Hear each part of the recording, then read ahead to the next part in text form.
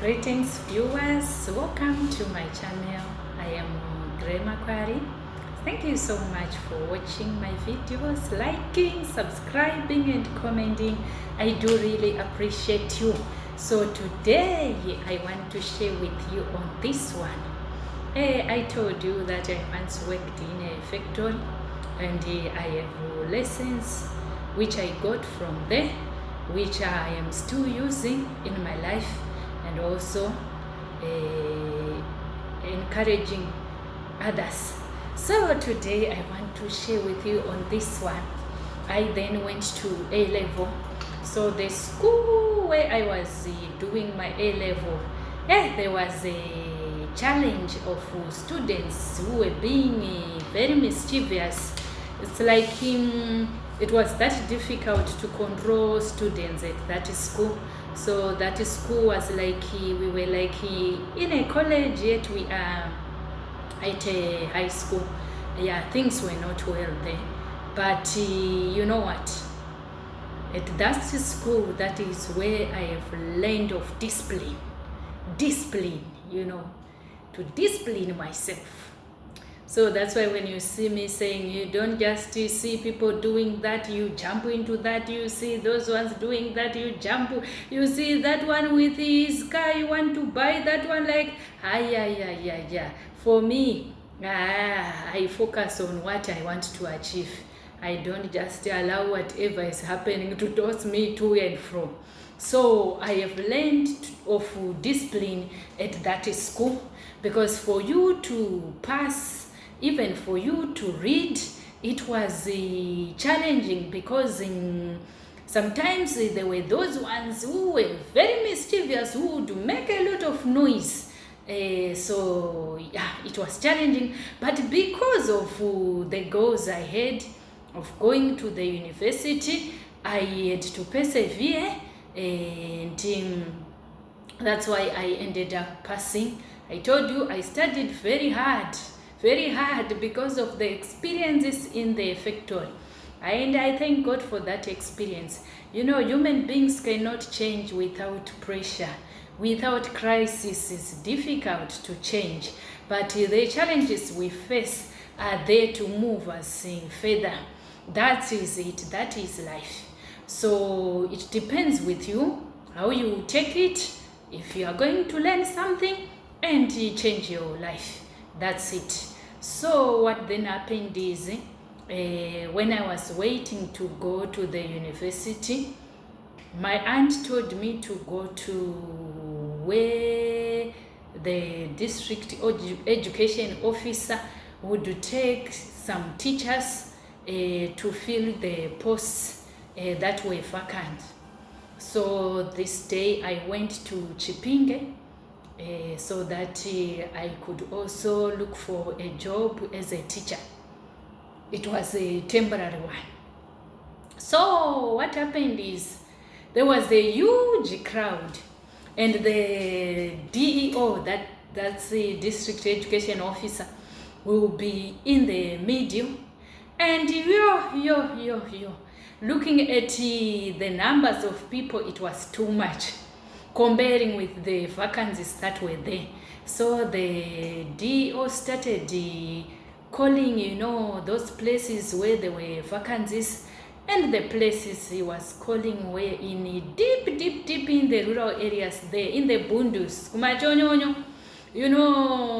those areas where sometimes there is only one bus that goes there, or you end up finishing the journey with the small cars. In Zimbabwe we now call them mushikashika.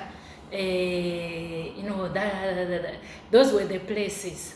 So when we were seeing those ones who were getting job, I was saying, hey, at that moment you would admire them, even though they were going in those deep rural areas, because you really want a job. So yeah. So what then happened is, when we thought, they had finished, and I think it was around 11, when they were now quiet, and we felt like, now we are about to go. And in my mind, I had told myself that I did not get something today.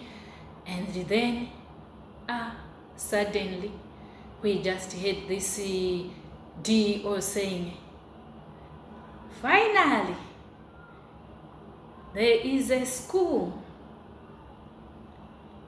and this school is dash dash dash, I will not name it.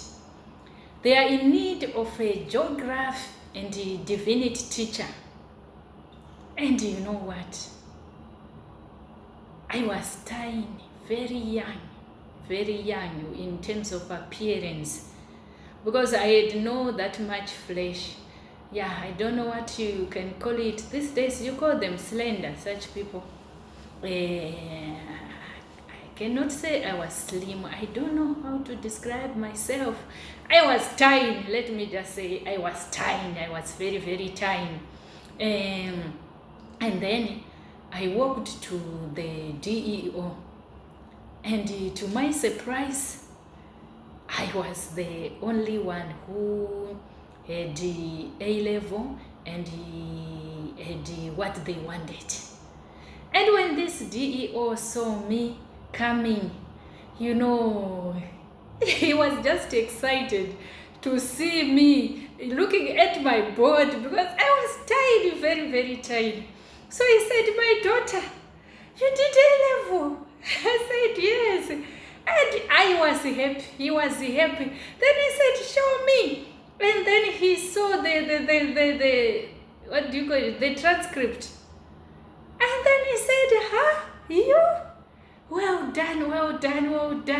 It was quite a good moment for me. When someone is uplifting you, it's very encouraging. But yeah, he was surprised to see me because of my tiny body. But he was a good man. That one. I won't forget that one. And then he said, I'm giving you this post. That's how I got a post. And you know what? All this time when I was thinking it's over, and when we were even admiring those ones who were going into the bundus, you know how it is.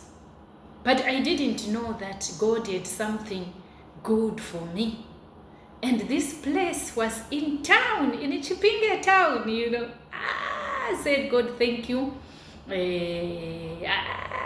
And in town, transport is there, electricity is there, water is there.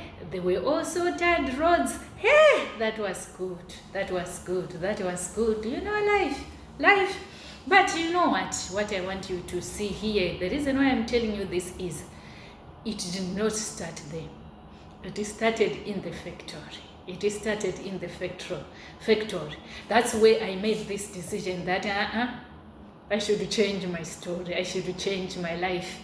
So when I went to A-level, I had that determination. I had goals. So in life, wherever you are, set goals. Have that determination. Be focused. You will get that which you want. What I know is that you may not get it today, but tomorrow you shall get it. So that's it. That's what I have learned. And also, I said that is school where I did my A-level taught me discipline. So from that moment up to now, myself, it's not easy to just convince me or just trying me to change my mind or what. Yes, if I see that this one is doing that, yes, it's nice. But if I know that it's not yet my time, I will not go for it. Just being disciplined. So sometimes even the things we may want, we may end up lacking them or end up being in problems because of lack of discipline. So we need to discipline ourselves after we have set goals so that we achieve those set goals. That's the spirit. So in my life, what was encouraging me also was I had a sister. This sister got married, and she was given I don't know whether I can call it a room or a house. It was small for her and the husband. And you know what? After staying there for some time, my sister was not feeling good in that house. So, because of that, she realized that there is need for change. I have to build a house here. It was tough. It was tight. Like what happened when I was in that factory, I realized that something is wrong here. I need to fix things. So in life, realization of whatever is happening, that there is need for change, there is need for this, is very important. That's the starting point. So when she realized that, one day they started seeing her taking stones, huge stones that were close by. She started taking those stones, and they were surprised what she wanted those stones for. Just God's resources. No need for paying money to get those stones because they were in rural areas. So she would look for stones, bring them home, look for stones, bring them home. And some of the people, when they were seeing her doing that, they thought she was mad. People, when they are seeing you doing something, when you want to rise, there is something you will do which will confuse people, which will make people to think you are not normal. I can remember when I was started doing farming, people thought I was not okay. So that's what happens, because they don't know your vision, they don't know your goals. So what happened is after that, one day they started seeing her with my another sister now starting building a house themselves. They did not hire someone. They realized they did not have money, but there were resources they could use for that. So they started building a house. And this house was a house of stone. No, in Lesotho, we once stayed in a house of stonework. So, those houses of stonework. And I don't know how she learned of putting them correctly so that they cannot fall. Because remember, the stones are not in a good shape, uniform shape like, those bricks. But my sister was determined. She wanted a house for herself. So they built that by themselves, and people were saying, these ladies, these women, it became the talk of the what? The village. When we are staying in farms, you say what? Talk of the farms. I don't know, or you just talk of the village.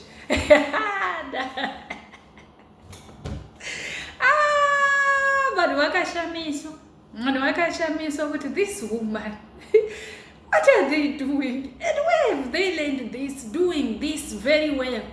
They did it. My two sisters, they did it, I'm telling you.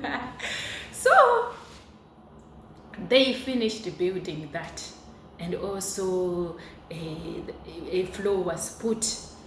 The floor, they had to ask the builders to come and put the floor.